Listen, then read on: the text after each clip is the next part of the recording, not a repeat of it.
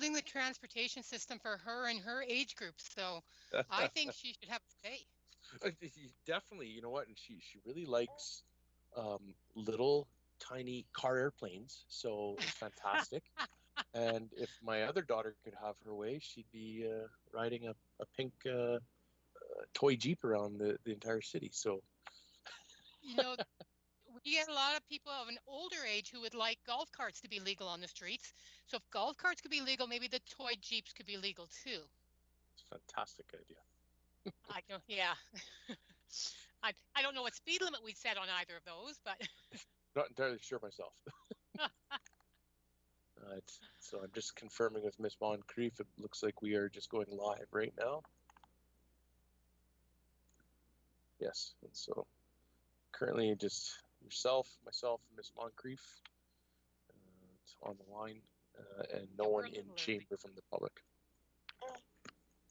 If we have anybody who wanted to come join us, do we know? Like, I really can't think the public's going to clamor to come to a visioning session, but if they have, awesome.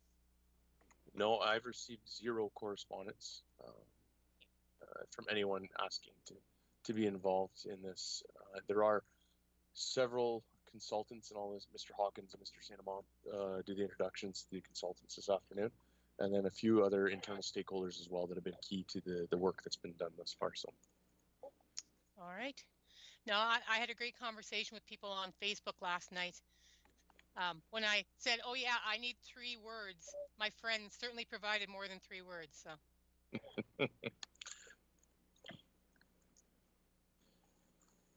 Excuse me.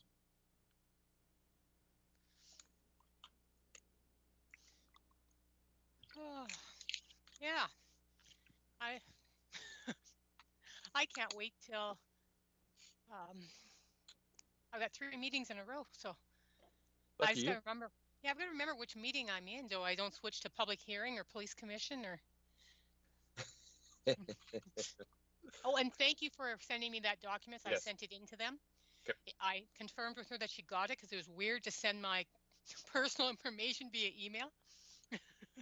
Yeah, it's definitely a process that we're getting accustomed to, and I think in a post-COVID world, if that ever arises, that we might have a little bit of a different process for you.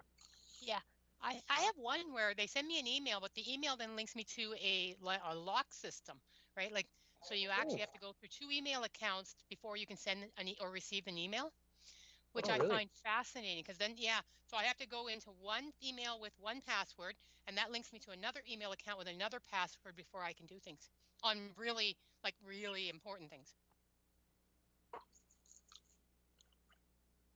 I hope you guys like my truck that I have. This is the new system we're bringing out next year for the fleet for Public Works. It's the 1920 version. We're going to go back to it. Back to the future. Yes, yes. Having no door will help the efficiency of getting in and out of the vehicle, speeding things up a little.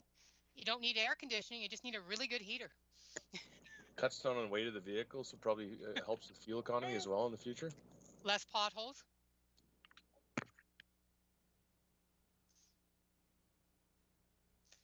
I can't find out how much we paid for that one 100 years ago, though. It had to be pretty cheap. But not by their expenses. All right. So I see most of the administration, everyone joining us must be the consultants. So far, I only see Councillor Higgin, though. I don't think I've seen the rest of my colleagues. We have 3 minutes. I just realized we don't have quorum yet. So. That's correct, Madam Chair.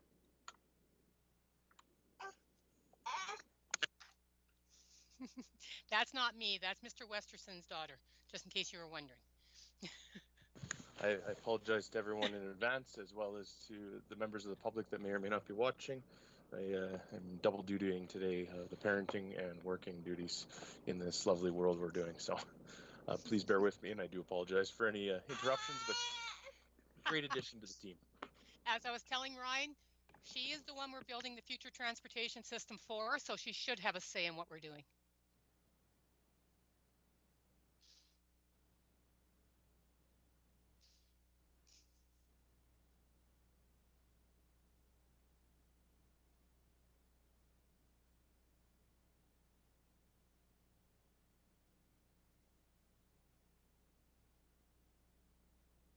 really like that green screen, Ryan, because you kind of have half a baby at times, other times a full baby. It looks awesome. Yeah, I just noticed that on my own picture, actually. Invisible children are good at times. Trust me, I've been through that too.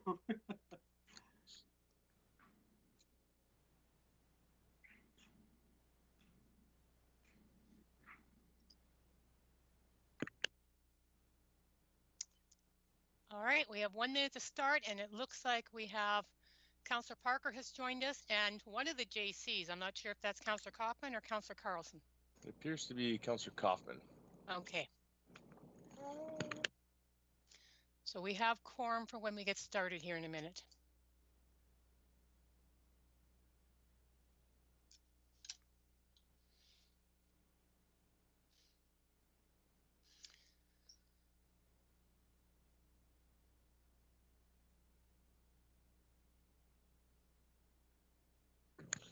Madam Chair, all members of your committee are present and accounted for right now. Excellent. I'll just let my clock turn over to 1:30 just so we can get started right on time, and we'll get going because we have a lot to get through today.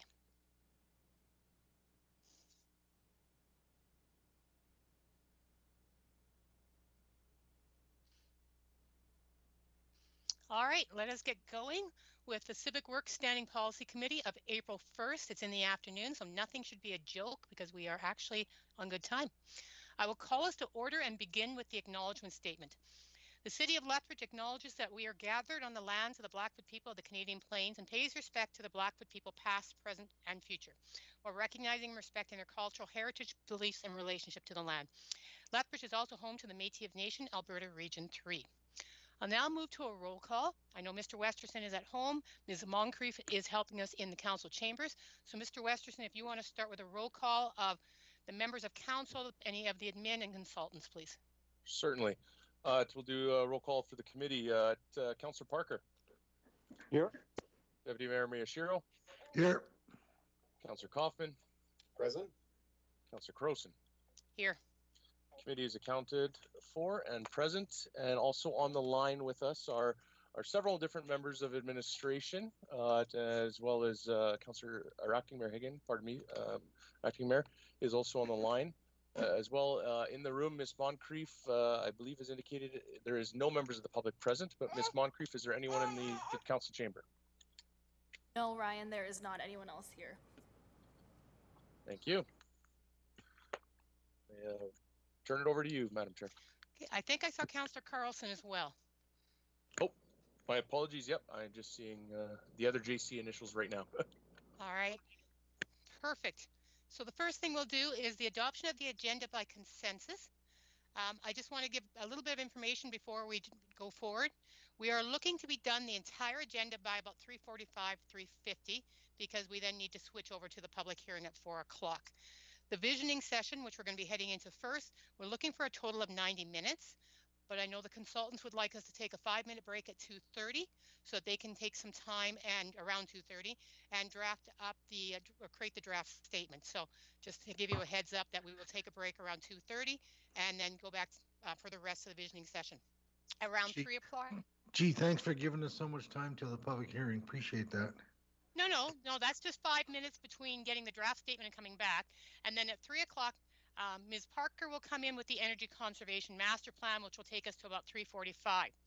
If we do not get everything done with the Energy Conservation Master Plan, be aware that a slightly different presentation on it will be coming to the Economic SPC next week, so that you won't be missing anything if we do run out of time or anything, or if I inadvertently cut you off. So that is what the agenda is and what our schedule is looking like. From the SPC committee, are we okay with accepting the agenda by consensus?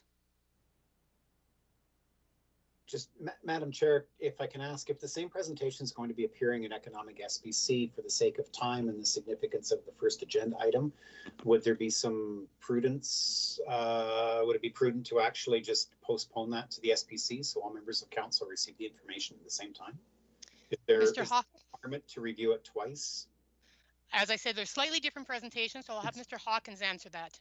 Yeah, it's not, Councillor Kaufman, that's a good point. It is a modified presentation next week. So today is the intent is to present Civic Works SPC with a full overview of the Conservation Master Plan.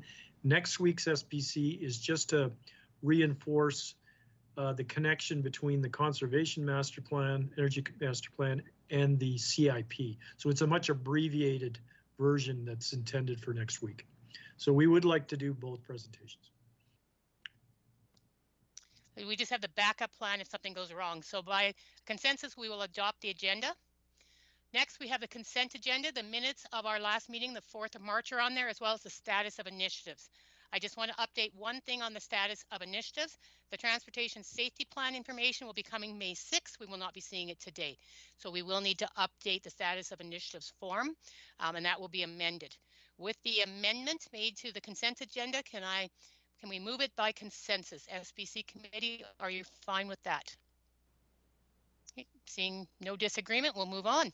So that jumps us then into presentations, and I'll turn it over to Mr. Hawkins and Mr. Saint-Amand to introduce what we're going to be doing and to introduce the consultants. The floor is yours, Mr. Hawkins. Yeah, I'm going to pass it right over to Adam. This is Adam's the project manager for the Transportation Master Plan, and so it's his team's show this afternoon. Great. Thank you, Doug. So we're here today to talk about the Transportation Master Plan and get a vision statement crafted, hopefully, by our councillors who are available today. The idea behind the Transportation Master Plan is to develop a plan that'll influence the nature of transportation in Lethbridge for the coming years and coming generations. Once it's built, it's usually hard to get rid of or change. So the Transportation Master Plan is going to help us decide where to direct funding over the coming years, and also help us with the ability to apply for funding, knowing that there's a plan in place and that we're doing things in a certain way. And while we are talking about a Transportation Master Plan, we got to remember that transportation is more than just about motor vehicles. We're talking about walking, bikes, and transit, all other ways of getting around Lethbridge. So we have been kind of bouncing around the idea that we may rename the project depending on the outcomes of the visioning process. So just want to give you a heads up on that front. And with this visioning process, our goal for today is to come out of this session with a full vision statement. So that's the goal for today. If we don't quite make it there, with potential time constraints, then what we really want to take away is make sure that we have the values represented here by the councillors that are present, and make sure that we can take those to craft a vision statement and hopefully bring back for approval. Like I said, the real goal is to get one done though today.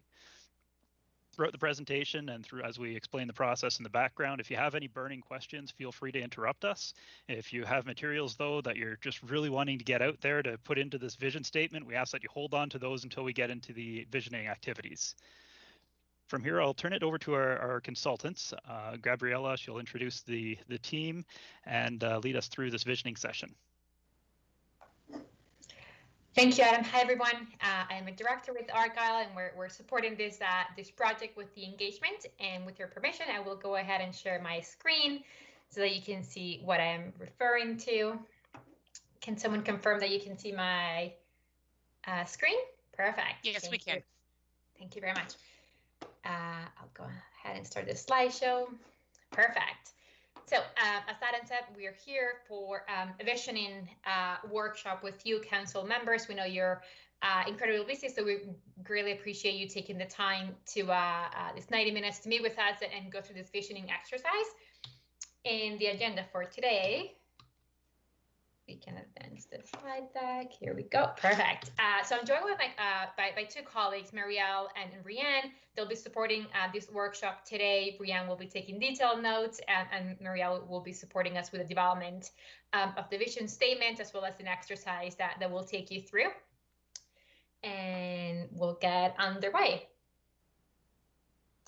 with the agenda for today. So we did a brief introductions, then we'll go into what the objectives for today's workshop are. And as Adam indicated, we very much want to develop a vision statement coming out of this workshop today. Before we do that, we'll give you some examples so that you see what other municipalities have done when it comes to their vision statements. We'll remind you of what the project lenses are, and that will inform the vision statement. And then we'll go into 2 activities, and we'll actually be using a tool called Google Jamboard. Some of you may be familiar with it if you have kids in school, because they often use it.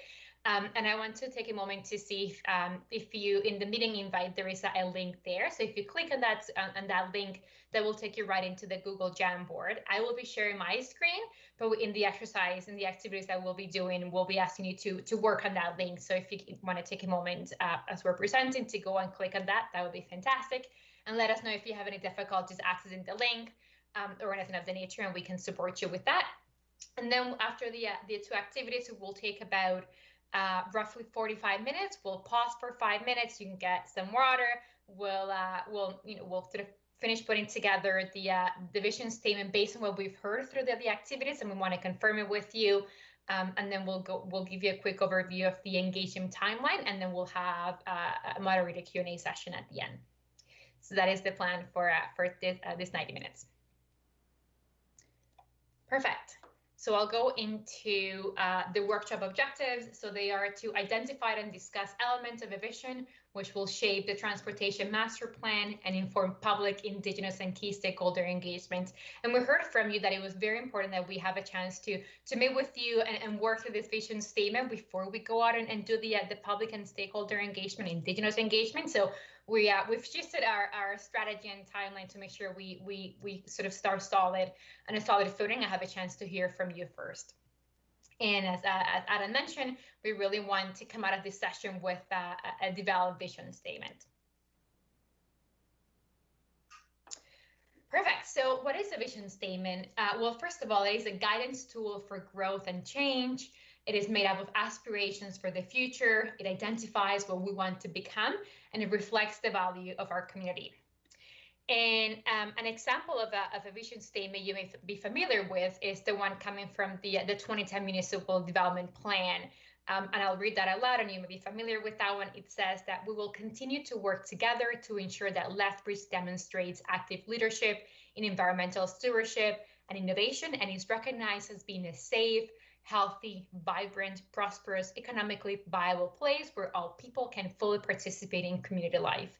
So I wanted to provide that example as something you would be familiar with. All right, and now we'll go into some vision statement examples that we've pulled from similar municipalities, just to give you a sense of what they're using as vision statements. With the city of Ottawa, population just under 1 million people, you see I've bolted here some keywords that really stand out for us when it comes to a vision statement, and that you can use as inspiration when you're thinking about what a vision statement for the TMP would look like. And so by 2046, Ottawa's transportation network will be flexible, dependable, and efficient in meeting the evolving needs of residents and businesses across the city, while enabling the city to meet its climate change goals. The network will provide travel options for people regardless of their income, identity, and ability. And then to accompany that vision statement, you see that they've stated 10 guiding principles. And that's something that the strategic goals that we would want to develop in working with the administration to make sure that those are they provide a good foundation to and accompany the vision statement. Adam or Selby, anything that you may want to add or comment on this example? I'm Selby Thanikari. I'm the project manager on the consulting side with Stantec Consulting on this project. So one of the key things I wanted to kind of point out, Gabrielle, you did a great job reading through this and covering the topics there. And you can see kind of the several different topics there and highlighted words there that kind of emphasize a reflection of Ottawa's values in this approach. You'll see quite often through some of these examples, some visioning statements have goals and objectives and some do not. It's an option that we look at, but it's a way to kind of help drive the strategy around how we go from the visioning statement into an implementation stage. So the key ones in here that I particularly liked, I like the focus on travel options regardless of income, identity, and ability, knowing that this is a transportation system that is meant to serve all residents and businesses and be supportive of all people. As well as the comments around businesses and residents, wanting to make sure that it's capturing both elements of the community, and the flexibility being a big component of that as well. Back to you. Perfect, thank you. Another example, two more actually on this screen, with the city of Pickering and the region of Waterloo. And starting with the city of Pickering, their visioning statement is a safe and well-connected transportation system that offers inclusive mobility, supports complete and sustainable communities, and facilitated continued economic growth. The city of Pickering did not have associated goals or objectives, but we thought it was a good statement to include nonetheless as an example. And then the region of Waterloo indicates that the Waterloo region will be prosperous, sustainable, and a healthy community with viable transportation choices for people of all ages and abilities, and for the goods supporting our economy. And then you see the 4 supporting goals for that TMP visioning statement. Anything to add, Selby, for those examples? No, I think the key one in here, again, they mentioned the completeness of the networks and the system, as well as a notation there for wanting to make sure that we create a safe system, which I think is also a great reflection of the values that we want to see reflected in any kind of transportation planning and networking exercise. Thank you. And one last example, so the town of Midland, the visioning statement indicates a multimodal transportation network that integrates a mixture of infrastructure and options for residents to jobs, services, and recreation, providing options for traveling within and beyond the town safely and efficiently. And then you see 6 objectives accompany that visioning statement.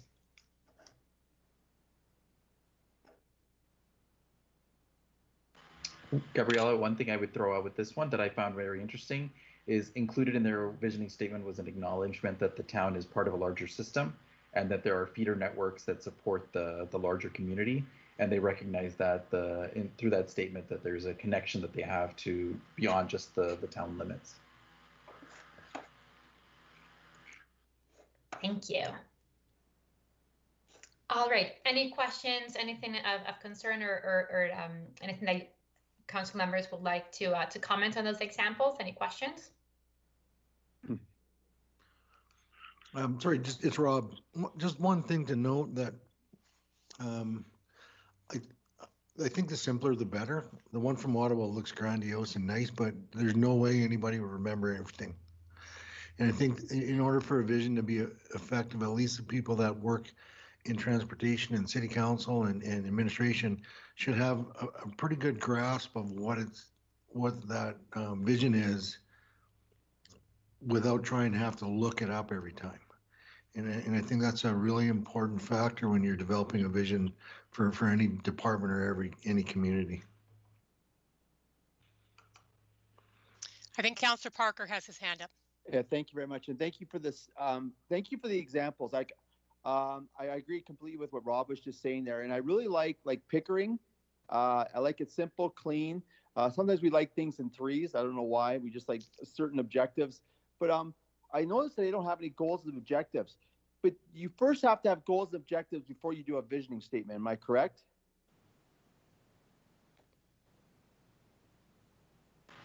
This is Selby. So it can depend. Generally, they can kind of happen at the same time. Sometimes the goals and objectives are sort of high-level commentary around, now that we have this vision statement, how do we then start to bridge the gap into turning it into actionable, measurable goals? So it can be targeted based on those keywords and those elements within the vision statement of how do we achieve this vision statement. It can also be built from guidance from other documents like the strategic plan for the city, the MDP's strategic vision, elements like that.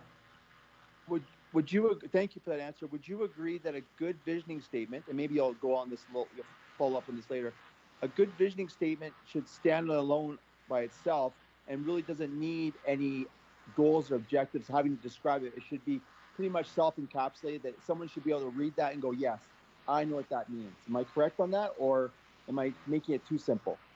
No, I think you're correct. It should be able to be standalone.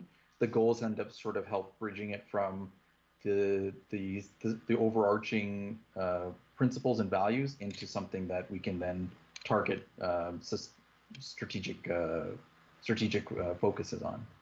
Yeah, absolutely. It should be standalone. Thank you. And my last question, and I don't know if maybe I'm just getting caught up. What's the difference between a visioning statement and a mission statement? And that's my last question for right now. It's a good question. Gabriella, do you have any input on that?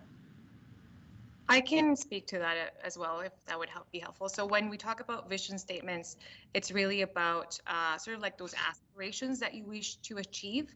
And when you talk about the mission, it's typically, it's more action oriented. It's kind of taking that vision statement and putting some general descriptions around it. So the vision is more the aspiration, and then the mission is a bit more action oriented, if that would help.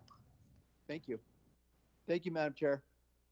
Thank you. That's all the hands I see up. So if you want to continue, I think you're fine. Perfect. Thank you for those questions. They were quite thoughtful. Thank you. All right. So project lenses, just before we go into the activities, we thought it would be important to give you just an overview of the project lenses that are informing the TMP and would inform the vision statement. And there are many of them in front of you, but I think it's important to just take a moment, to acknowledge them. Obviously Indigenous communities, diversity and intersectional lens regarding marginalized population, public service, resiliency, integration of emerging technologies, service and disruptions, integration with land use, climate change and climate change adaptation, environment, transit accessibility, transportation safety, and all ages and abilities. So as we go into the exercises, think about these. We'll have them in the slides reflected as well in the exercise, but it's important to pull from these lenses because that will inform the work of the TMP.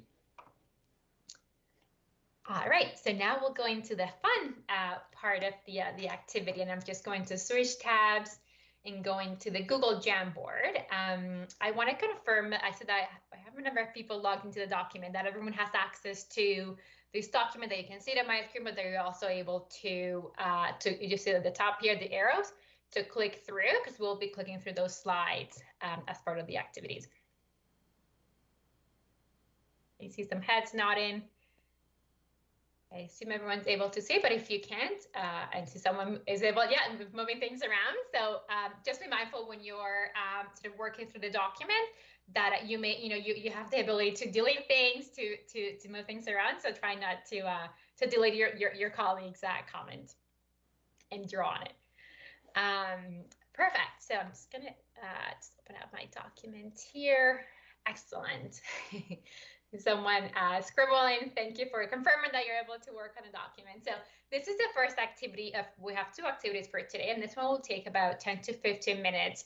And really, the goal here is to, as you see here, the statements, to choose up to 3 words to describe how you see or experience the city of Lethbridge's transportation system today. And as elected representatives, we want you to think not just about your personal experience, but the experience of your constituents. So the things you may have heard constituents talk about, complain, or recognize about the city's transportation system today. And then you can see here on the left side of the screen, there is a sticky note. So you click on that and you can write in there your answers. So that could be, you can say wonderful, reliable, and you click on save, and you can choose different colors. Let's go with blue and save, and you see that it stays here, and you can move it around. Our team will be sort of grouping them and make sure that they stay sort of within the left side of the screen. But yeah, so take a moment to sort of the first words that come to mind when you think of the transportation system today. So this will be sort of an independent exercise. If you're struggling with, if you need ideas or suggestions or want to bounce off ideas, go ahead. Let us know. We're here to support you through this process. And I see that Selby has his hand up. Yeah, for everyone, I just want to make sure you can see at the very top, you can see that 2/8 at the top. If you're not sure about how to navigate between the different pages and how to get to this one, if you click on those arrows at the top there, it'll take you to that second page. Yeah. And you can do this on your iPad as well, right? Okay. That's right. Yeah. Thank you. That link should work in any computer, any device that you have set up. Thank you. Perfect.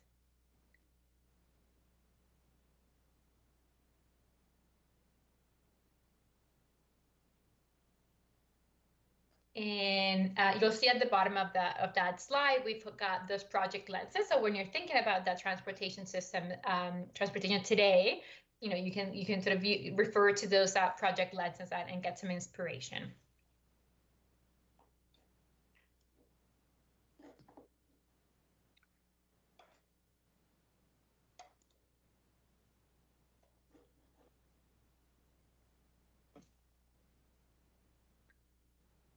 So you can't count to 3.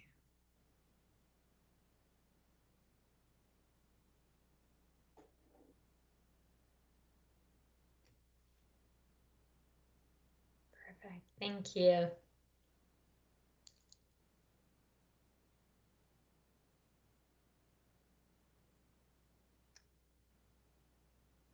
Perfect. I see sticky notes popping up, so thank you.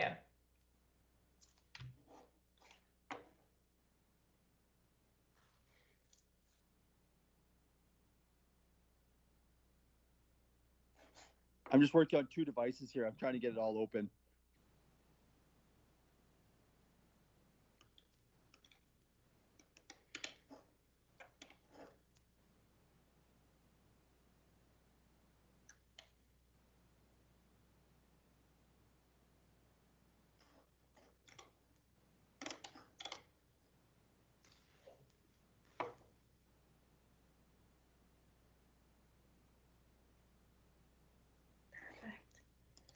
There are some great answers up there, so thanks for keep those coming, and thanks for those great responses.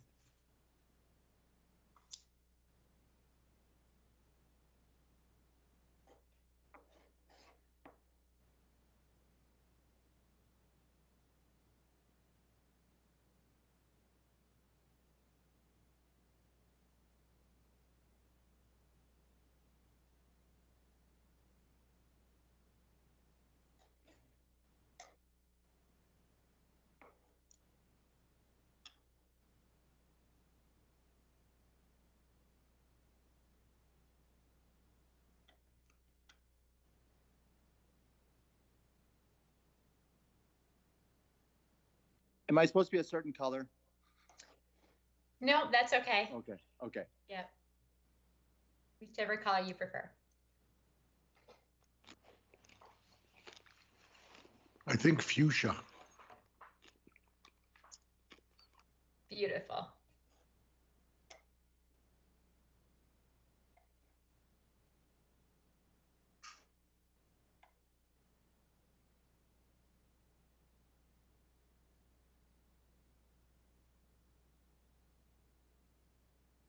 I see I have to learn how to change my font size.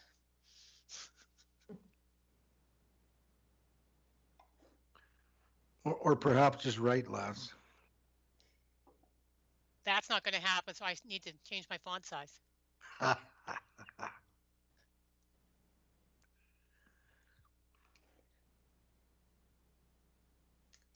Great. How are we doing with our answers? I see the slide is quite populated, which is great to see. How are we feeling? Do we need more time to put in a few more words, or and I see that both sides of the slide have answers, which is great. How are we feeling? Do we need more time, or do we want to move on to the next exercise? I think we can move on. Yeah. Perfect. Just a second. That's one person's opinion. Is all of council okay with moving on? I'm just wondering how many 3-word things you can put up. Right. If you give us more time, we put up more words. I think that's sort of a trade-off here. All right. I think we can move on. Thank you. Thank you, Chair, for letting us know. Okay, don't ask us, just ask Belinda. Perfect. second here. All right, and so if you follow along with me at the top here, you'll see the arrow to the next frame or next slide. We're going to go into the second activity. And so we really want to dig a little bit deeper into different aspects of the TMP. So again, please think about your responses from the perspective, your perspective, but also, your constituents that you've heard from your constituents. And keep in mind the project lenses.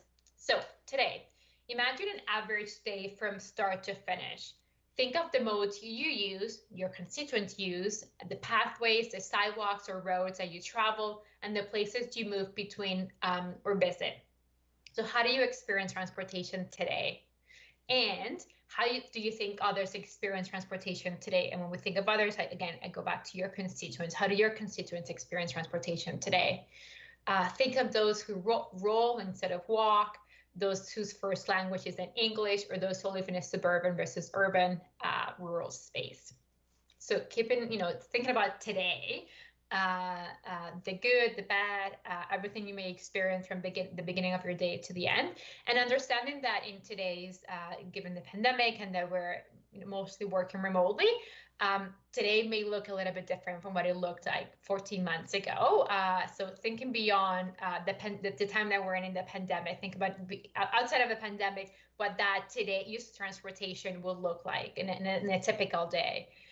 When people are not just working from home, but commuting and moving from places to from one place to another freely. So similar exercise in terms of the tools that we're using, the sticky note, and choose whichever. Oops, that's not the sticky note. The sticky note is this one, and again use the answers that really come to mind when you're thinking about transportation in Lethbridge today.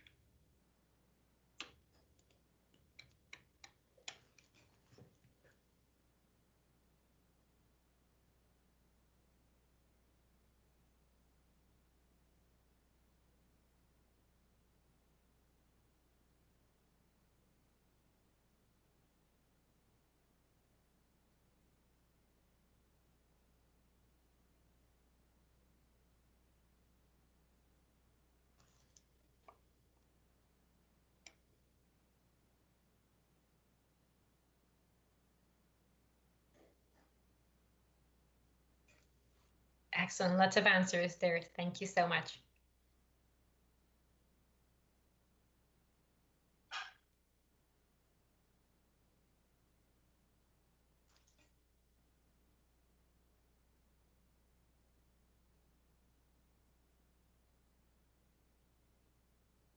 Once again, this is in the present tense, right?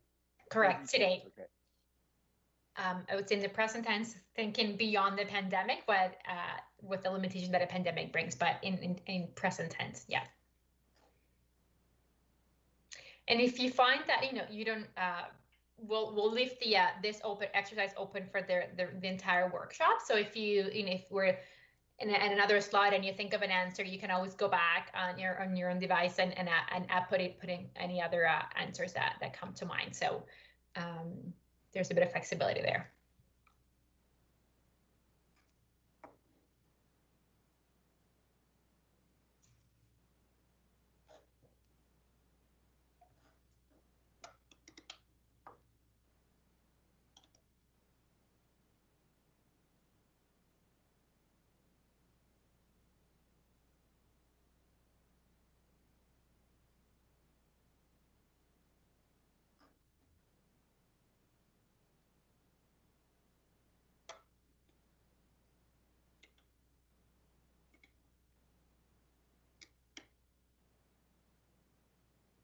We'll take about 2 more minutes or so, and then we'll move on to the next slide.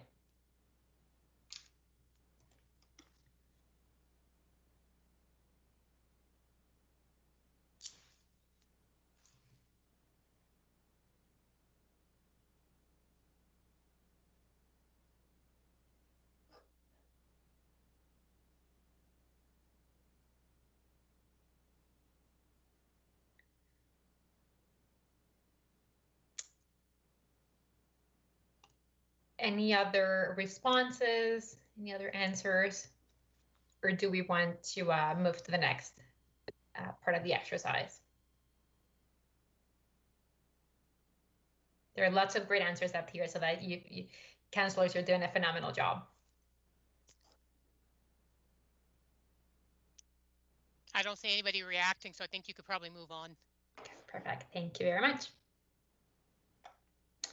And now this is where we get into that really visioning exercise. So we're thinking about the future. What does the future look like? And in this slide, really, we want you to think about how residents and visitors use transportation today, and what connection points are important to them, what services / modes they're using. And what about, with that in mind, what about transportation today is important that we keep, that remains the same? So really here we're thinking about what are the things that are working today that you like, that you think are efficient, that work well, and that you think should be kept as we plan for the future. And again, think about, have those project lenses at the bottom of the slide in mind, where you're thinking about what things to keep, what things serve those project lenses well. And if you need some inspiration from the previous slide, again, you can go on your own device, click on the back arrow, previous frame, and there's some good ideas here that you can use to build and inform what works well today that you want to keep into the future.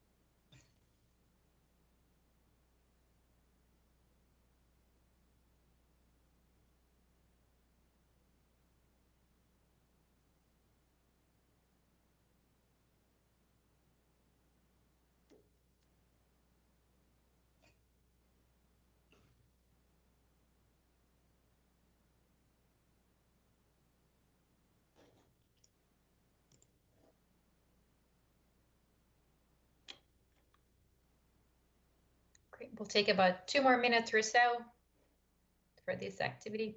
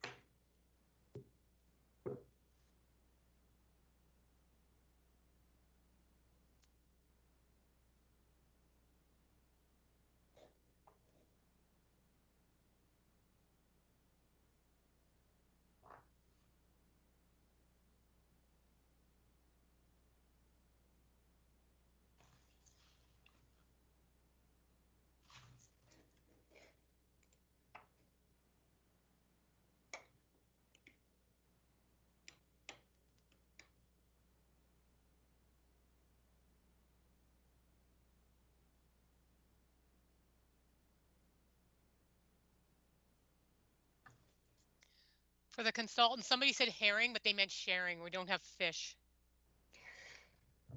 Thank you for that important clarification.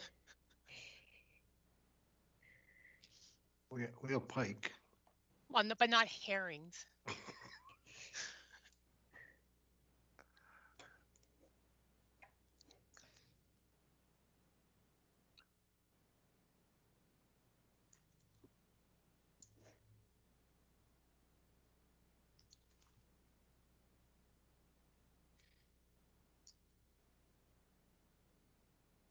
Great, it's 2:10. How are we feeling? Are there more ideas coming? Do we want to proceed to the next part of the next slide? Let's go. Let's go. Keep moving. All right. Oh, you better ask the chair though. I don't want to get admonished by the chair. Madam Chair, you let us know. I think we're fine to move on. Thank you. Excellent. Thank you. All right, and so as you can imagine, now we want to ask about thinking about tomorrow. What do we want to change? So how does our transportation system need to change for the future? Why do you think the transportation system needs to change? What could be improved? Are there routes, modes, or people that are being left out of the transportation networks in Lethbridge? And I see some ideas popping up really quickly, so go for it, and we'll take about 5 minutes or so to answer this one. And again, you can always refer to the previous slide by clicking the arrows at the top of the screen for inspiration of things that you've said before. And keeping in mind the project lens is at the bottom of the slide.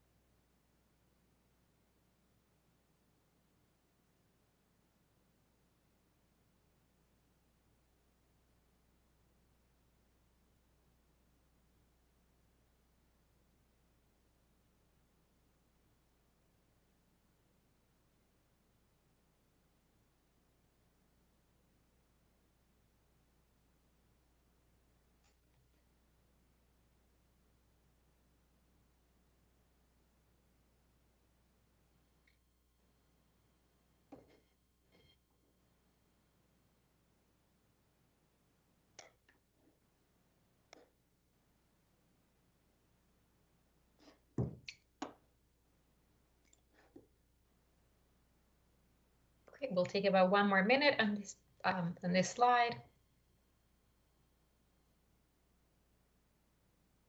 I see some great themes emerging, so thanks, councillors.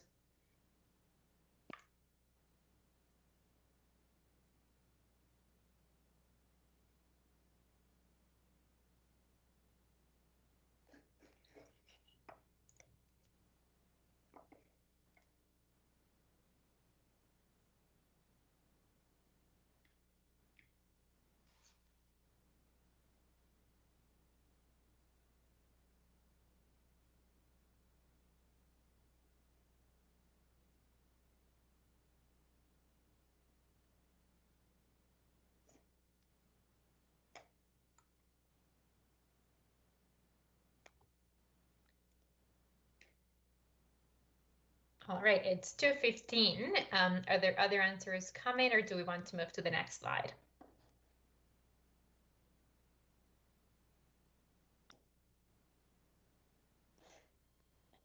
I'm seeing nobody reacting, so I think you're fine to go ahead.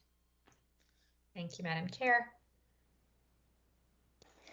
Excellent. And so in thinking about, again, tomorrow, we want you to think about other cities you may have visited, worked, or lived in. So other experiences outside of Lethbridge. What was different about their transportation system? What did you like about them?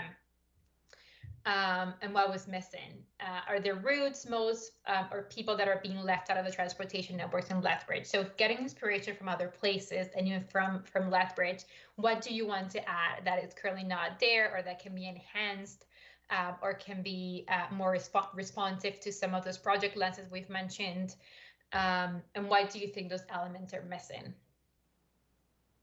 Again, in this case, we're looking to, as part of the vision, looking into the future, looking to add things to the transportation system.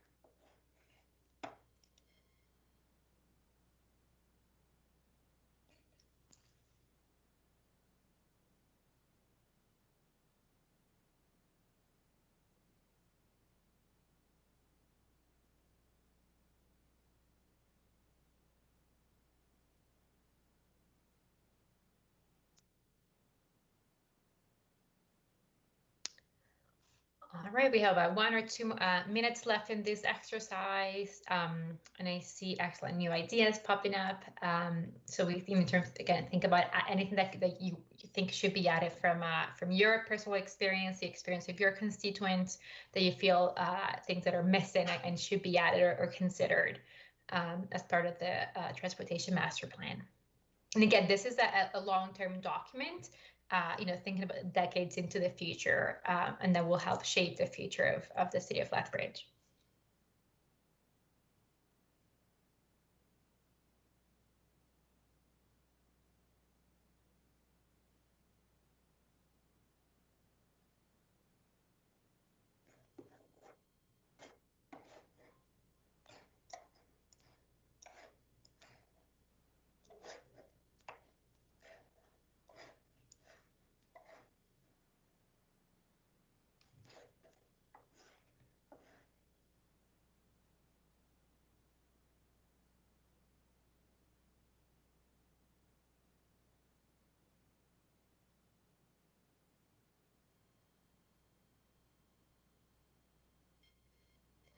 Great reference to the city of Ottawa there. Thank you for pulling up that example and sharing it.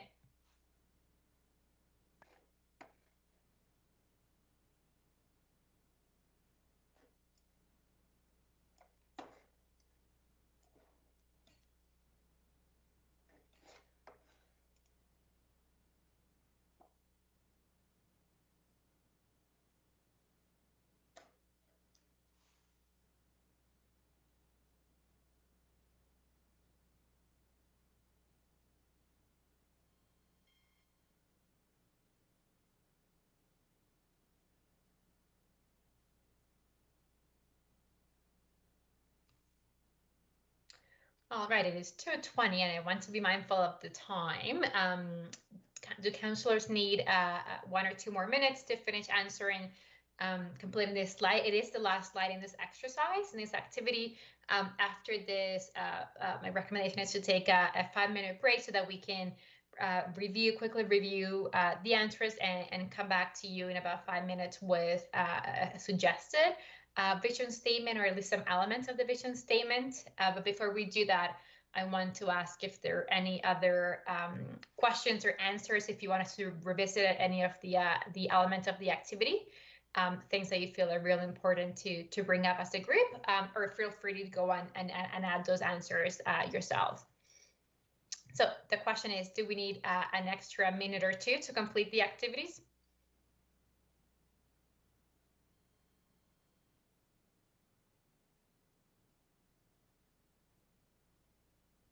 I'm seeing no hands pop up, so I think you're good to move on.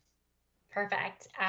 So my recommendation, Madam Chair, is that we take a 5-minute pause and give us just about 5 minutes to work through the vision statement, and then come back at 2:26 or 2:30 if you think it's better. We'll say 5 minutes and we'll see you at 2:30. Sounds good. Council time. Excellent. So the consultants will just take a few minutes to work through this. Councillors will see you in 5 minutes, and we'll come to you with a suggested language for a vision statement. Thank you so much for your great answers. It's been a real pleasure seeing you work through and answer all the questions in the activity. So thank you for being so engaged.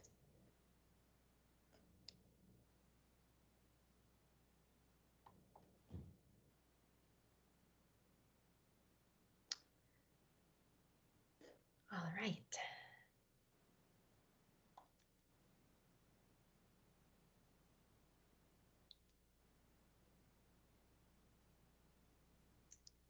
Muriel, Selby, Adam, how do we feel about perfect? I see some crafting the vision statement with the information that we have.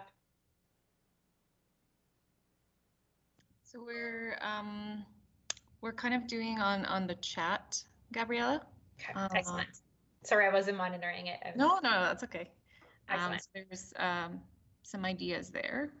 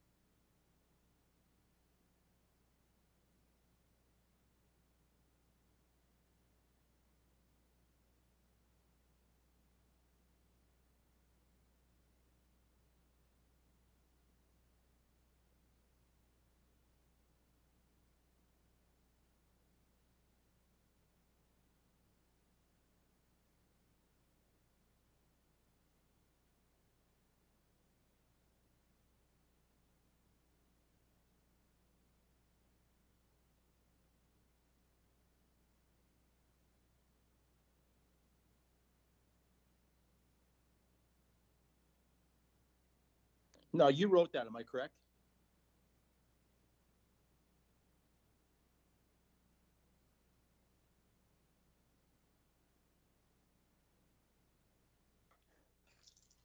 Sorry, I missed that question. Now, did you just type this up right now? Yes, the text box. Yes. Yes. Are you just now? I know you probably answer this later on. So, are you basing this on what you saw, or did you get kind of maybe? I'll let you explain the process when we come back. That's okay. Okay. Just curiosity. Sounds good. We're just finishing up the and this is finishing up this. So we'll come back to you in 2 minutes.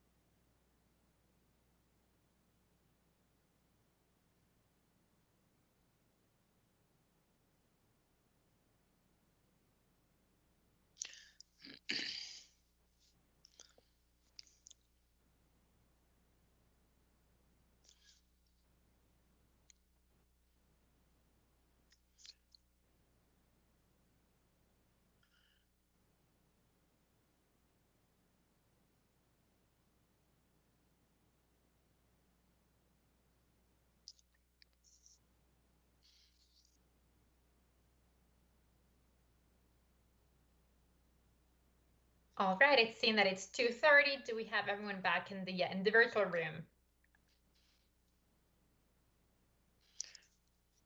Just going to let you know, Gabrielle, I think another member of council, I think Mayor Spearman has joined us. So I'm not sure at what point in the process he did, but just so you know, we have another member of council here. Excellent, thank you. For the benefit of the new member of the council joining us, is there anything you want us to repeat? Any questions you may have before we go into sharing this draft vision statement, Councillor?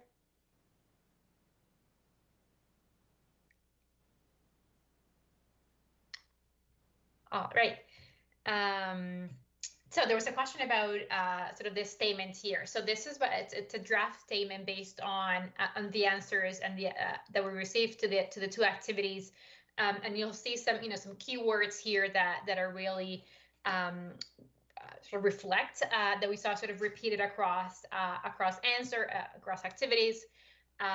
And so we have so far, and again, this is a work in progress, as a vision statement, develop a well-balanced and maintain transportation system that serves all residents and visitors safely, efficiently, and equitably, while focusing on sustainable multimodal solutions that are adaptable to the future needs of city residents.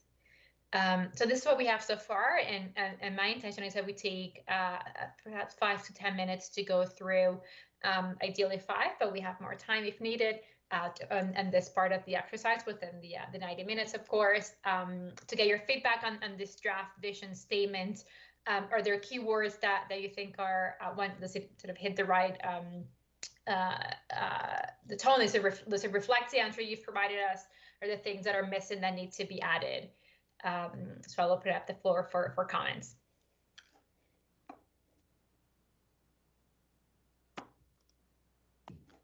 Well, I'll start since I don't see any other hands up. I love that it has future needs of city residents, but I'd also like to include businesses, because I think transportation not only moves us, but moves goods and everything else. So at the very end, I'd love it to be residents and businesses.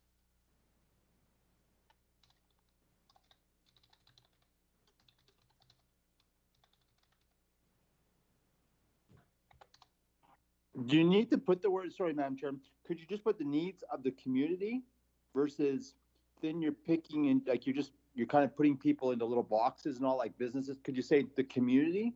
Because the community is all inclusive, am I right? Or do we need more of a breakdown on the word community? No, I know where you're coming from, absolutely.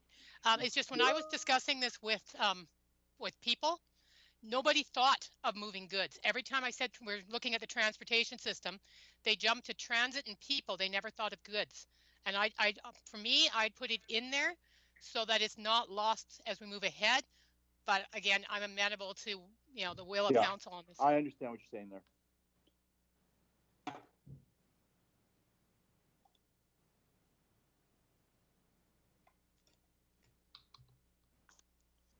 And as I get suggestions, I'll be editing the statements in real time. So that's where you'll see those changes being reflected.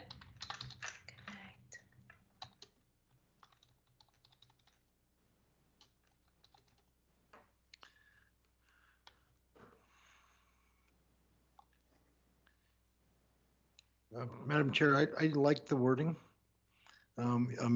With your addition of business in there, I think it makes it pretty comprehensive, and it seems to capture all the things that we've talked about in the previous slides. I do like the way it's wrapped up.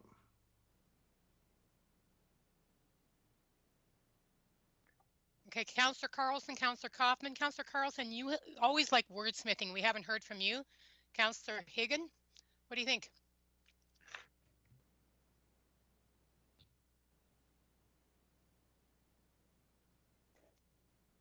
Councillor Kaufman. Thank you, Madam Chair. I'm the one who suggested instead of system going with a network. To me, a transportation system, and it might just be my interpretation of that phrase, is predominantly a road network or a road system, whereas network implies an interconnectivity of getting around the city. So you could cycle to the west side, take the bus back type of thing. It's more of a network than a system. They could be the same words to some. That's just how I see it. That's a good point.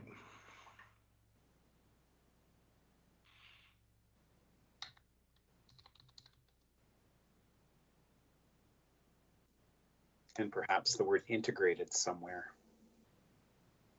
You want integrated network?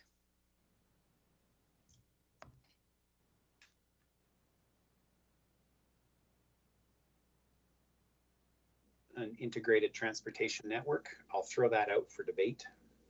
Then you get back to the three: well-balanced, maintained, and integrated. For some reason, as Councillor Parker said, we always try to get threes. I was looking for quality over quantity, but okay. Well, I think integrated would capture connected, wouldn't it? If it's well balanced, maintained, integrated.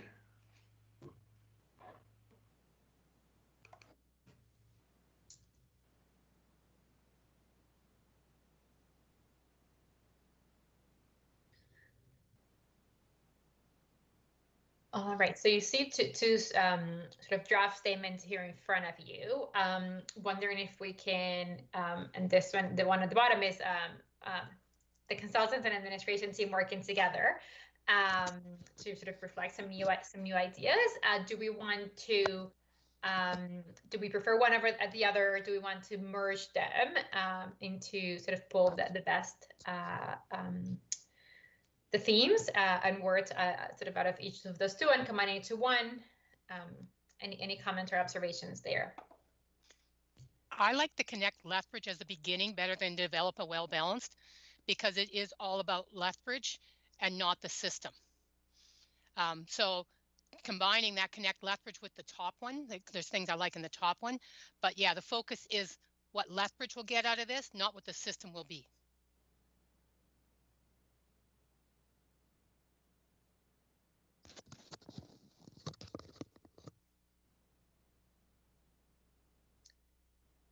Great suggestion. We'll go ahead and make that change unless there are other sort of anyone's opposed to that.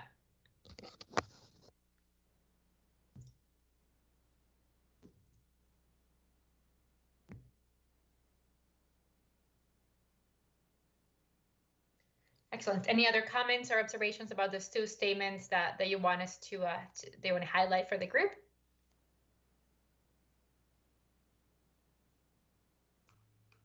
And that second one's pretty good too. I prefer the first for sure.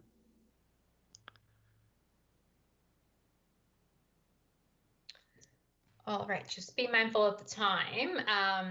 it looks like the first one now has integrates that Connect Lethbridge approach. Any other comments, observations about this draft vision statement as we wrap up the activity part of the workshop? Councillor Parker, as the fourth member of the SPC, we haven't heard your comments. Well, I like what I saw and all that, and I like what you were saying regarding adding the businesses to it. I know it sounds weird, but I like the word where, if we can have the word where people feel proud, or a system people feel confident in, like where people go, you know what, we have a great transportation system. I don't know if you could have a word in there where the community really embraces, or do we even need to say that? Like, you want a sense of pride, right? Where people feel confident, they feel that the system is reliable, confident, efficient. Where the community, I like the word, where the community is confident in it, like confident and proud. I don't know if it needs, maybe we don't need it, but.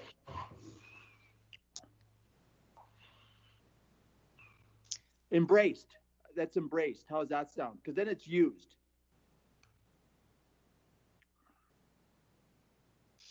From what I understand, Gabriella, something like that, confident and proud, is part of a vision, right? Like, that's what we want, is a, yeah. So I think, yeah, if there's a way to work something like that in, that the people of Lethbridge like what is created.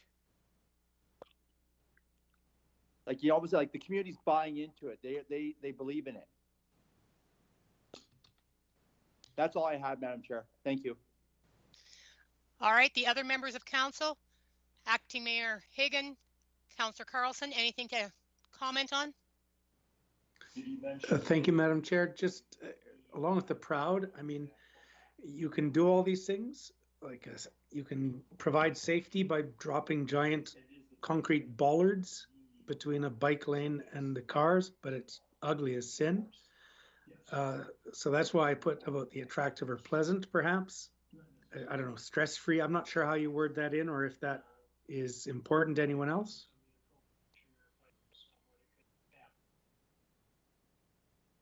Acting Mayor Hagan, we haven't heard from you.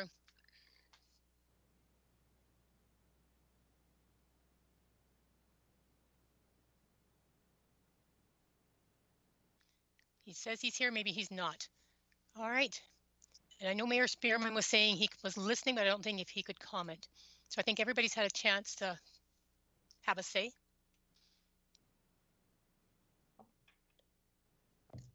Okay, excellent. I'm really pleased we've been able to get to this level and really have a draft vision statement. So we will work to integrate the rest of those comments that we received into that statement. But I think I am proud, and to use that word, that we've been able to draft this statement today. We'll shift gears a little bit again to be mindful of the time and respectful of your time.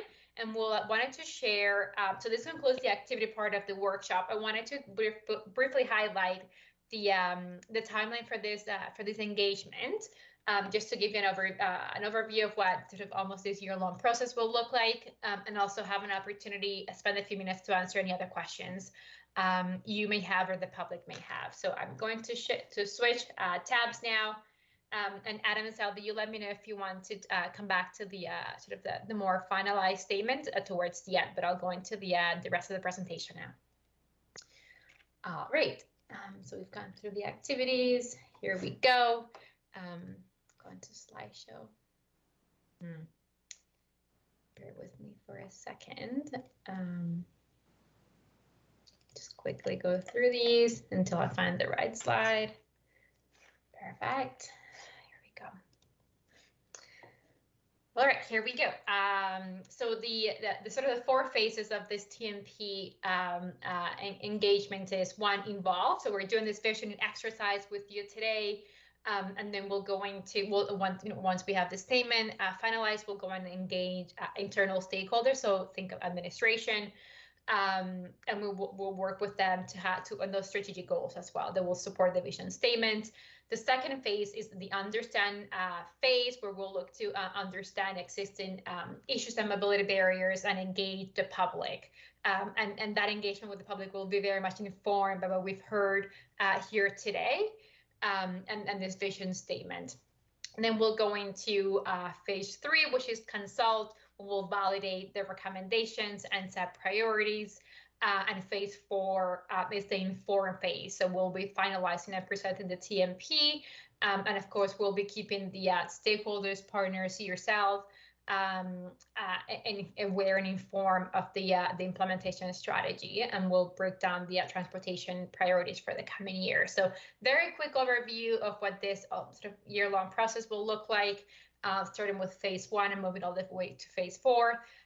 You'll see that the timeline is subject to change, obviously, as you know, change has been the only constant in this past year.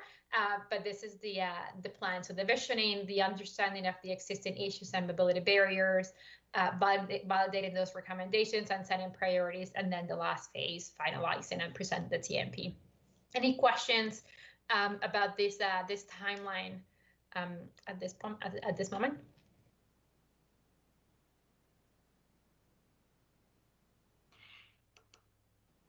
Looks good.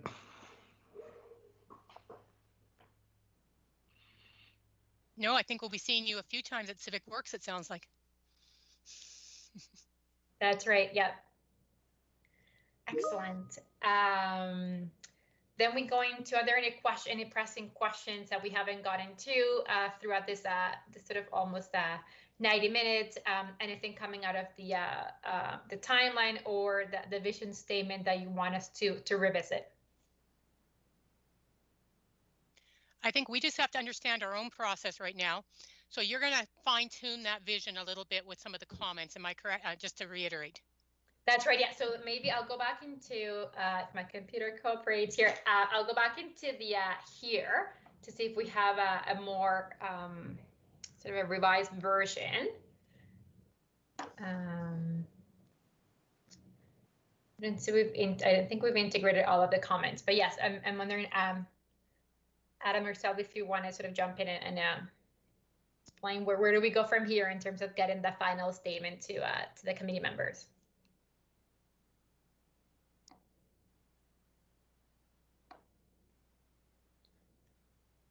So if we're doing some more work on this, we definitely should be bringing this back to the committee, one of the next Civic Works meetings. And I guess the first question is, how comfortable are the Civic Works members with the current vision statement? Because there's also the pretty good possibility that we're not going to have to change too much of this. I think we made really good time today, so I'm happy to see that, and want to thank everyone at the meeting for doing this. So yeah, that's where we are right now, SPC Civic Works. We have to decide, are we good enough right now with what we have to recommend it forward to council? Are there changes you want to see? We need to sort of wrap it up from our end with regards to process. So I'd love to hear what the committee has to say on, what do you think? And which one are we on? We're the top one or the second, or are they the same now? No, they're not the same. Or are they the same? They are. The bottom one just has a little bit kind of incorporating some of the comments about the pride and the embrace. So we're just crafting some of that in. So that's the only difference. Okay. So the other three members of the committee, what do you think? Have you seen enough? Okay. Councillor Kaufman, Councillor Miyashiro? Certainly, I like the top one. It's a little simpler.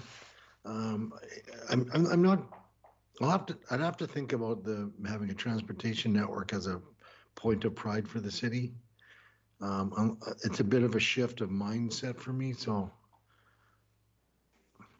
it's not something I think of in most communities, that they look at their transportation system or network as a point of pride. But I'll have to think about that. Now remember, you can always vote against it at council, but are you okay if we recommend it as it is? Hey, I have a suggestion. Then instead of the word pride, could you see the city embrace, like the city embraces versus pride? Like the city embrace, that means it's used, it's utilized, versus the word pride, because the word pride, it's taken in so many different contexts and all that. How about more of embrace? That means it's being used. Certainly, embraced is a better word. Yeah. And I see it's changed now. Yeah. So.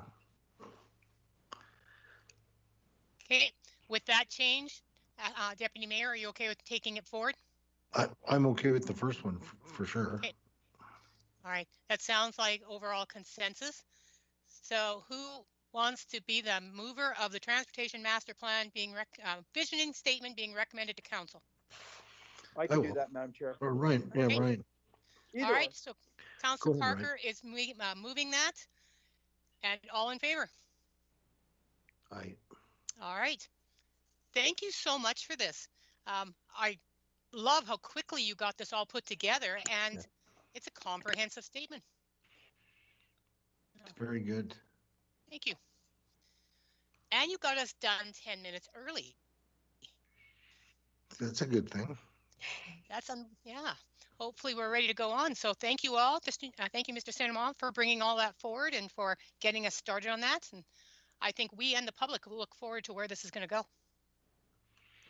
Thanks. Thank you for being a part of this presentation or this exercise and workshop and getting this figured out. And I'm very happy that we got a vision statement finalized today. Thank you everyone for being part of this. Yeah, excellent. Well, we will then continue on with the agenda. Since we are a little early, can anybody confirm if Ms. Parker has joined us? I see you're on the line. I also see Mr. Sanchez as well. Not sure if they're standing by to be ready or if they can hear us at all. Yep, we're ready to go. Excellent. So because the first part got done so quickly, you have 10 extra minutes to jump us into the Energy Conservation Master Plan and Strategy. Sounds welcome, great. And I'll turn the floor to you guys. I'm not sure if we give them extra 10 minutes. This is the climate change lens that we've asked them to look at, so I think we do.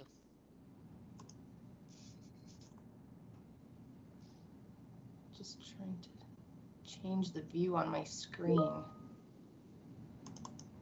and I see happy birthday, Mandy, popping up on my screen. So happy birthday. Thank you. Can you guys see it on your screens? Yeah, it's on Ms. Moncrief's screen if anybody's looking, and if they pin it, it should be up. Okay, yeah, I only see like a third of it. So yeah, if you just go on with the three little buttons and pin it, it'll be on the full screen. Yep. Awesome. Thank you.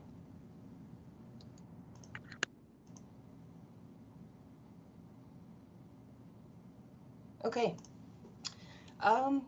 Thank you for your time today. We're excited to present the Energy Conservation Master Plan and Strategy. I'm Mandy Parker from Corporate Sustainability, and we have Shane Thompson from Associated Engineering with us to present the technical information. Next slide.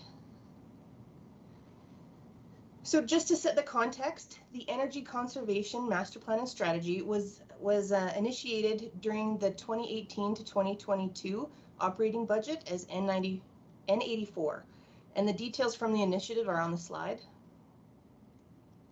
Next slide. The project was led from Corporate Sustainability, and the project team are shown on the slide, and more business units were included as stakeholders throughout the process. So I'll pass the presentation over to Shane, and he'll walk us through the project. Great, thanks, Mandy, and thank you for the opportunity to present today. Next slide, please. So today we'll just run through introduction and background to the assignment, put some industry context to our work, present an overview of energy use across the organisation, look at initiatives and best practices, implementation of those, and then the energy conservation strategy considerations. We had some lessons learned and developed some infographics regarding the community, and then Mandy will wrap up with next steps and any questions you may have. Next slide, please. So as an introduction, we just put some context and some definitions around. I know these words and terminology is out there in the industry quite a lot. So just looking at climate adaptation is just as it says, adapting to the changing climate. Resilience is the ability to respond to our changing climate. So that does include adaptation and mitigation measures, and generally talks to how prepared are we to changes in climate events. Climate mitigation is really the reduction of greenhouse gas emissions, and in climate mitigation there's energy management, which is avoid, reducing and replacing, and the energy conservation, which was the primary focus of this assignment, is avoiding and reducing energy use. Replacing energy or fuel switching, as it's commonly known, may reduce greenhouse gas emissions, but sometimes not necessarily the overall energy consumption for the organisation. Next slide, please. So as a background, we did some review and workshops with a lot of the city business units. There was a lot of great work already completed through the Partners for Climate Protection, headed up out of Mandy's team. We looked at the energy use across all the business units, had discussions and engagement with them regarding any initiatives that they may have had under development already, and some initiatives that maybe they had thought about in the process. Also discussed with them implementation and strategy for those initiatives. And then the last piece of the scope of work there was the lessons learned regarding the community. This is just an overview of what was included in our assessment and under the energy conservation plan. Next slide, please. In terms of an industry context, we looked at what initiatives, legislation, regulations, and action plans are out there from a municipal, provincial, and federal context. There's a lot of support for energy efficiency and energy conservation from a municipal level with your 40% reduction target that has been undertaken already. Through provincial programs, there's Municipal Climate Change Action Centre, ERA, Emissions Reduction Alberta, and also the Climate Action Plan from the province. From a federal level, FCM are big supporters of energy efficiency, as well as Energy Efficiency Canada has quite a lot of resources to support energy conservation. The federal Climate Action Plan, A Healthy Environment and a Healthy Economy, actually has energy efficiency as one of the pillars towards that Climate Action Plan as well. Next slide, please. So when we looked at energy use across the entire, all the city business units there, recreation, culture and community services, water, wastewater, stormwater, and public services make up at 80% of all the electricity and natural gas use. Water, wastewater, stormwater alone makes up 31%. Then when we look at fuel use, transit makes up 44% of vehicle fuel use, followed by waste and recycling services at 13%. And it was interesting to note that 76% of this fuel use was actually attributed to diesel. Next slide, please. When we look at energy in terms of GHG contributions, 67% of the contributions as it relates to energy use is from electricity, 20% with natural gas, and 13% out of the fuel use.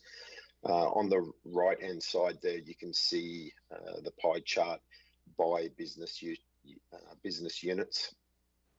Majority of the greenhouse gas contributions are from water, wastewater, stormwater, and the rec, culture, and community services. Next slide, please. So when we, the main purpose of establishing energy use across all the business units gives you an idea of where the largest opportunities for energy conservation are. And that's where you really want to focus your time and effort on the larger energy users across the city. So when we got into initiatives and best practices, there's a bunch of current initiatives that are listed here that were included under the corporate sustainability report, as well as the Partners for Climate Protection corporate milestone 2 report that are summarized here. And these are all at all different stages of implementation at the moment. Next slide, please. In terms of initiatives that have been developed as part of the Energy Conservation Master Plan, they're broken into enabling initiatives and technological and operational initiatives. These enabling initiatives are more aimed at behavioural, cultural, and organisational barriers to overcome. They're a good practice to help support any initiatives in the future and really build that culture and mindset of energy efficiency.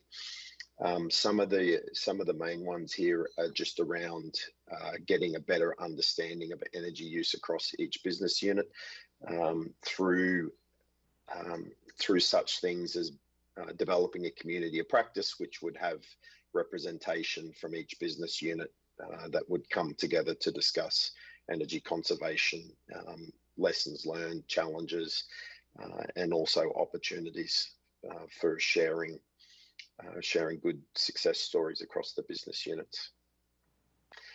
Energy audits were the other item to highlight here. So conducting a more in-depth energy audit of each of the larger facilities, so the water and wastewater treatment plants, as well as the next phase of the facilities energy audits, as well as an energy audit as part of waste and recycling. Next slide, please. So the technological and operational initiatives are really targeted at specific energy use and based on best practices and what's being done in the industry.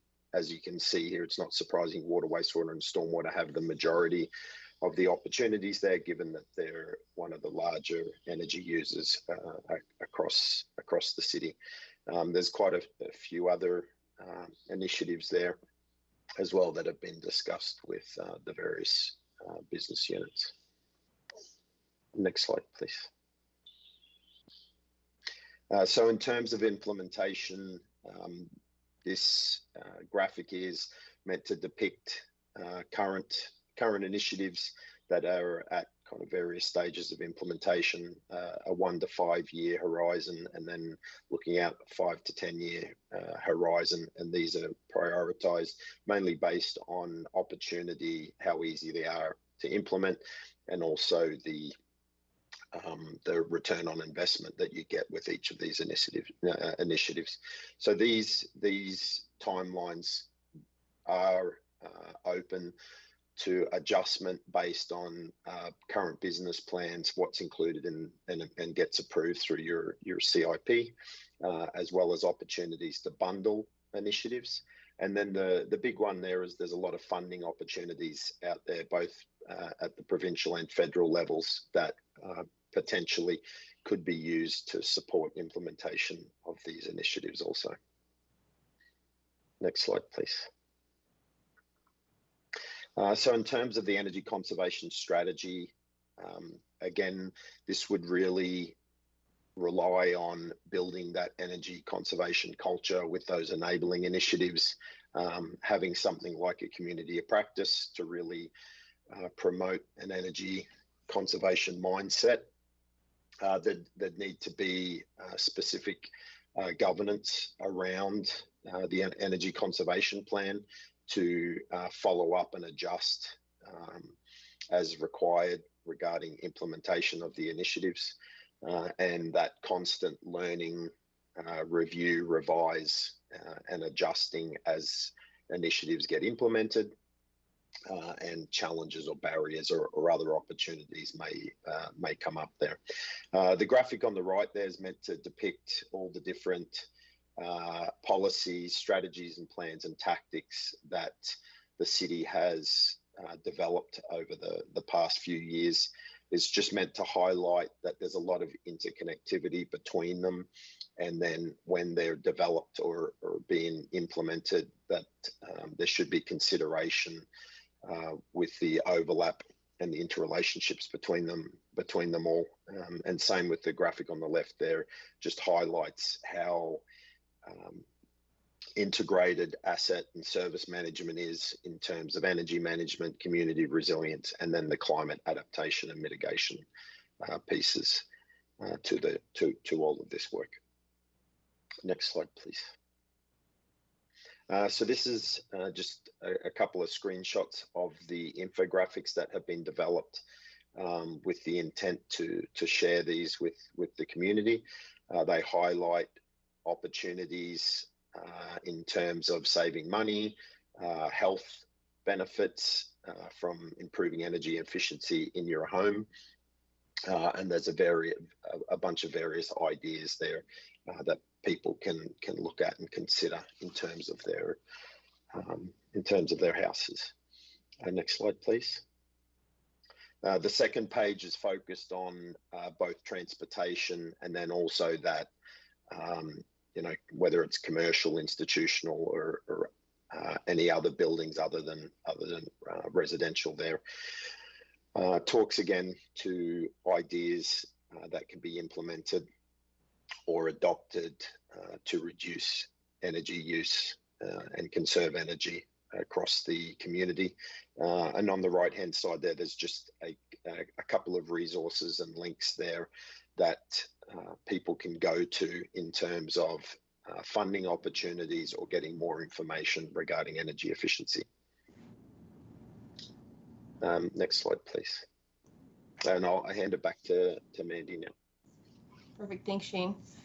So we've included the higher level plans that this master plan is aligned with, as well as Council's direction with the Partners for Climate Protection and the reduction target of 40%, as well as the environmental policy.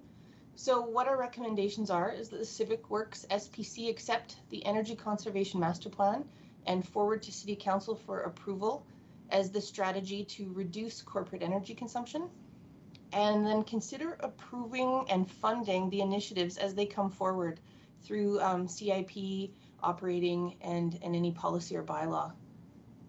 And we will do a summarized presentation at the next Economic SPC to connect the initiatives with the CIP program. And I'll open it for questions. Thank you very much for the presentation. Councillor Kaufman has his hand up. Thank you very much. Thank you very much, Ms. Parker. This is wonderful. It's very exciting. Not for purposes, self-serving purposes as council as a collective, but it would be nice if we could just highlight the fact that this does stem from council's desire for a 40% as opposed to anything less. It also, I think, might lend strength to the fact that this is a council pushed initiative, or at least a council supportive initiative. So if you do get people in the organization who maybe balk, you've got something to point back to. So I do see that it's mentioned, it's referenced. I guess for me, it's about holding it, underlining it, something, just so people know it's the work of staff collectively, but this is coming from. Just wondering if edits are possible. I'm noticing under home solar and rooftop solar, we do have reference to one business that provides support for that, and I'm not sure if it's necessarily fair to all businesses that do solar or photovoltaic installation. And I know that some are also providing subsidy or the ability to carry payments. So I'm wondering if we can just maybe re-edit those two sentences that take out INMAX and disrespect INMAX, but I think to just address the fact that there are options for people beyond INMAX. The section on transportation, is it hierarchical or is it just written that way? Shane would. Yes, sorry, in terms, in what context, sorry?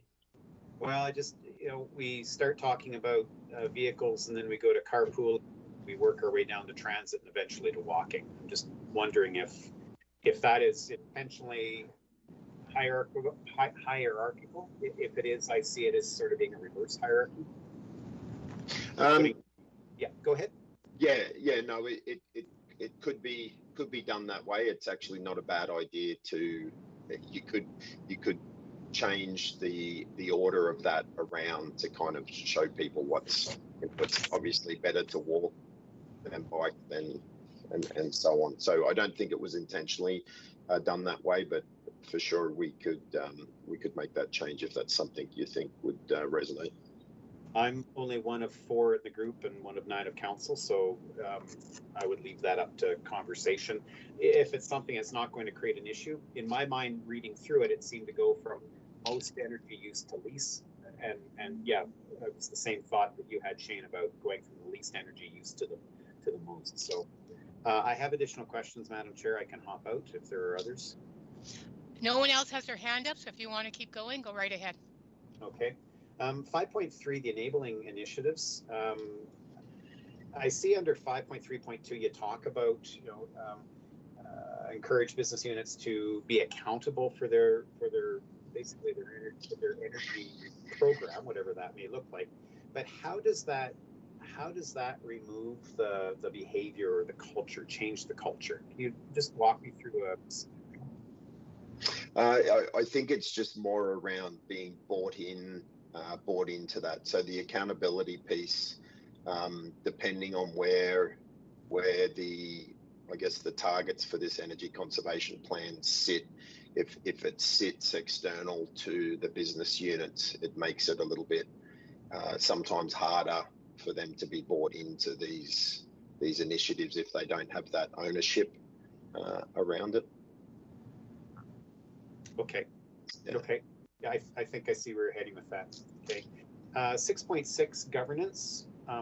First of all, thank you for using the word governance. Stage gating. What is stage gating?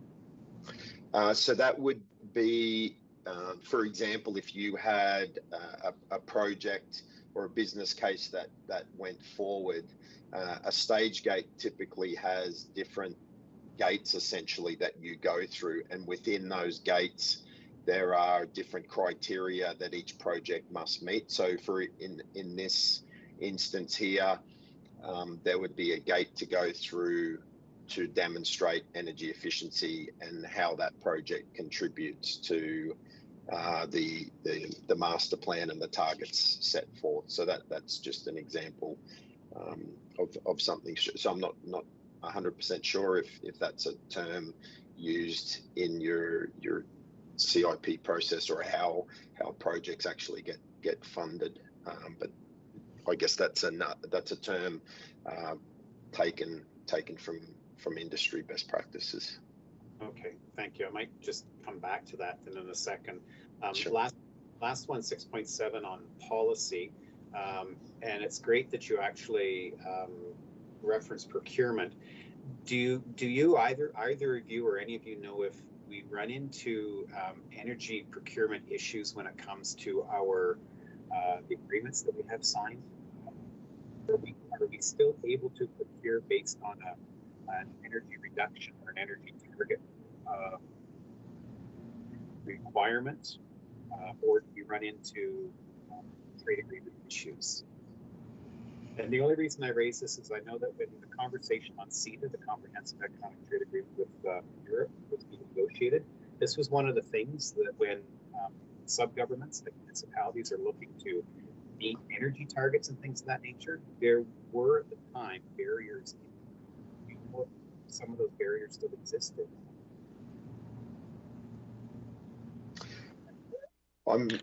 Mandy, if you want, I'm aware of specific pieces, but depending on the specific pieces of equipment that are being purchased, that you can put performance specifications to those pieces of equipment that identify a minimum efficiency requirement, such as pumps and generators, heating and ventilation equipment, and those types of things. You can put performance requirements against them that I've seen in the past. Go ahead, Joe. I was just going to say one of the purchasing things when Fleet had acquired the new fire vehicles, they did have an energy efficiency component that they put into the procurement process that allowed for us to get the most energy efficient vehicles that we could for a fire vehicle.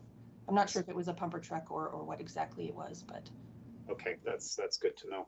So final question, if I can then, Madam Chair, just back to the issue of stage gating. I don't know, Ms. Parker, if you want to add to this, or if Mr. Hopkins does, but how then would the rating be on a project? How would we stage gate, or how would we approach this through the CIP process, where two projects come before whoever is making the decision at that particular stage? Where does the environmental consideration, the impact consideration come? Is it something that's going to be weighted? Is it a conversation? Is it, this meets the target of what the organization is trying to achieve, but this actually meets a service demand? I'm just understanding in my mind how what's going to happen when it gets to a gate and it's energy versus public service or residential service or something like that. Yeah, maybe I can help with that, Councillor Kaufman. Our current CIP evaluation process includes an environmental category, which gets rated, and I can't recall right off the top of my head whether it's more highly weighted than the other evaluation criteria that are established. But there is an environmental criteria, and there is an explicit greenhouse gas reduction category or consideration or emphasis placed on that evaluation as well. So there is an internal committee that's reviewing all of the Section D projects that we're currently focused on, with a view to including an environmental evaluation process as well. Do those not get applied to Section C, E, and F as well? Well, they do. The primary concern there, though, is the source of funding, of course, and balancing the overall program against the eligible grant funding. Because you recall, in particular for C, it's what drives that program primarily is the basic municipal transportation grant, and that funding. In terms of Section E, the electric and utility sections, obviously that's a environmental consideration. Energy efficiency is a consideration and is factored into those assessments as well. Again, but ultimately driving that overall program is our ability to fund the program within the existing rate structure as well. So, but there is no question an environmental component, a greenhouse gas component that's considered, if applicable. Not all projects that we're dealing with, regardless of which section of our CIP we're dealing with, have an environmental component at all. And again, they wouldn't be rated in that category at all. So that it does affect the overall score, though, because it is one of the primary considerations now as part of that evaluation. Okay, thank you, Madam Chair. And thank you, Councillor Kaufman, for your comments on that. We'll get those adjusted in the report. Councillor Miyashiro. Great, thank you. I don't have a question. I have a comment that thank you very much for the work that's been done on this initiative. I think a master plan of this type is not just necessary, but is vital moving forward into the new world. So thank you for all the work you've done. It's readable and it's understandable, and And I think that's half the battle sometimes when we present a master plan. So thank you. I'd like to ask you a little bit more about section 6.8. And can I just suggest, Mr. Hawkins, that assumptions and uncertainties go into every master plan council ever sees? Because it's nice to see what you actually have for based in assumptions. And this is nice. So you've got regulatory, economic, and social and technological. Based on your work on this, how uncertain are we looking at those assumptions? So if are we 5%, 10% uncertain? Do we have no idea? Shane, can you answer that one?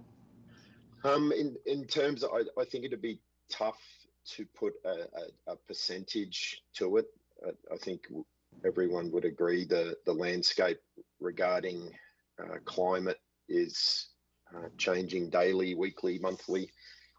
So I think it's just the main reason it was put in is for exactly that, is to just allow people to realize that this is an evolving landscape. I think if anything, technology is moving in the right direction, and the buy-in for this, we're seeing municipalities across Alberta and Canada getting more and more engaged and on the front foot for this. So if anything, our opinion is the landscape's going to improve as we get going. I think in terms of the economy, everyone knows the challenges in the economy, and the regulatory landscape, the main items there is it could become a lot more regulated in terms of targets to be met.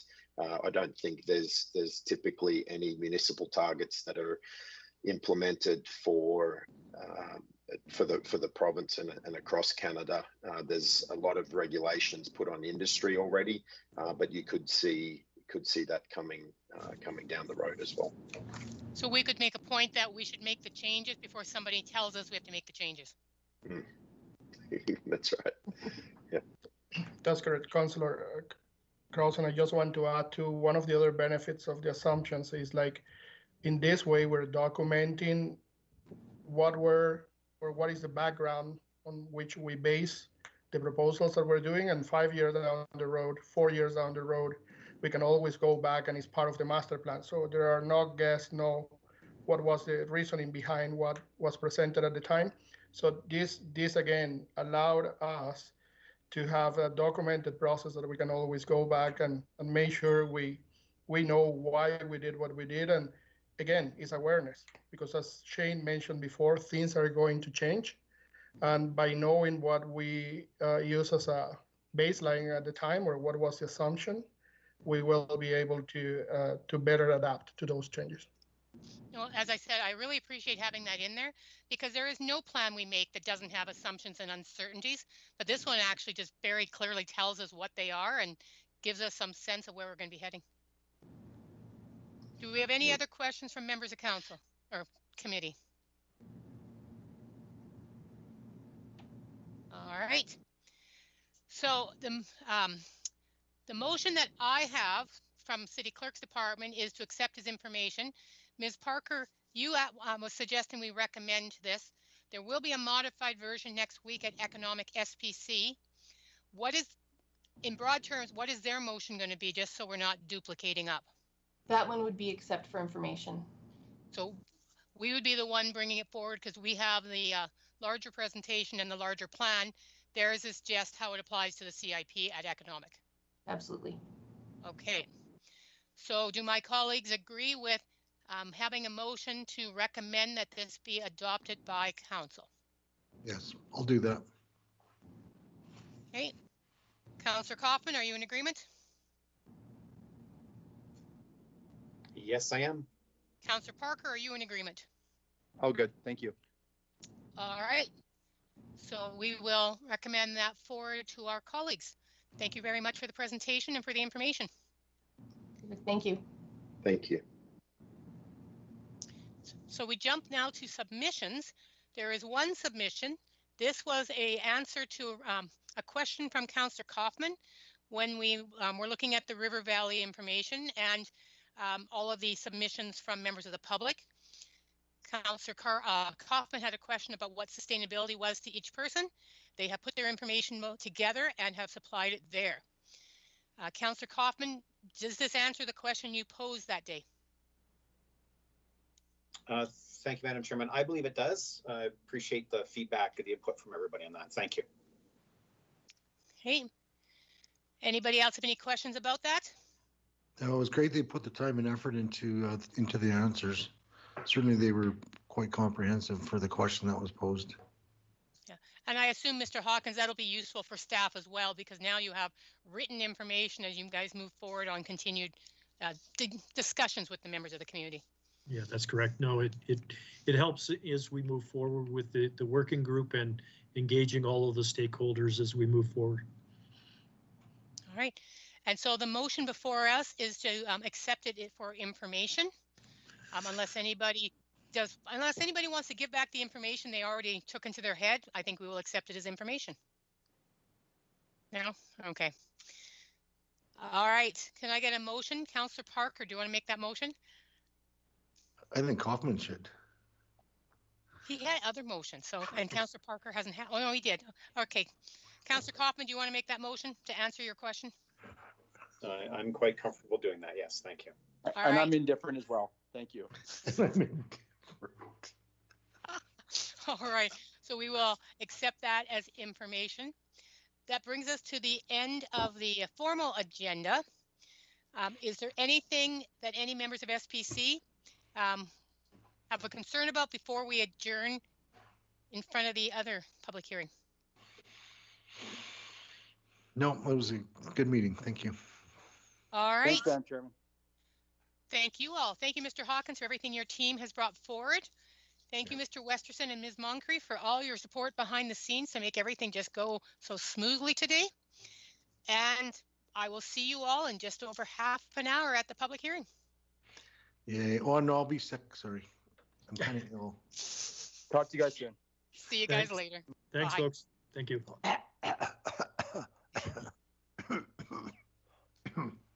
See you later. Thank you. Good luck with that cold, Ryan.